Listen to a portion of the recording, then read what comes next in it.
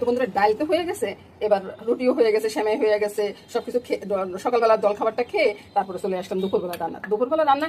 ওই যে সবকিছু সিদ্ধ বসিয়ে দিলাম, সেটা তো আপনাদেরকে দেখালাম। এখন 3 রকমের ভর্তা হবে বন্ধুরা। আলু ভর্তা হবে, কাঁচকলা ভর্তা, 4 রকম হবে, কোমর ভর্তা, তার পেঁপে ভর্তা।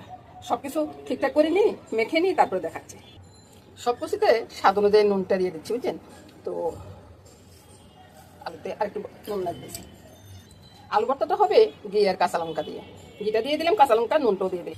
আলু ভর্তাটা হয়ে গেছে, এটা একসাথে সরিয়ে রাখি। আর এই যে তেলে মরিচটা ভেজে নিছি, ওইটা আমি সবগুলো ভর্তাতে দিব। প্রথমে কাঁচকলা ভর্তাটা দিই, এদিক সেদিক নড়ে যাচ্ছে, বুঝছেন। এক হাতে করতেছি তো, ওই জন্য আর কি এখন 2 হাত লাগাচ্ছি। একবার ভালো করে কষলে তারপরে ভর্তাটা করে নেব। তারপরে একটু সর্ষের তেল দিয়ে দিব। এই যে হয়ে গেল কাঁচকলা ভর্তাটা।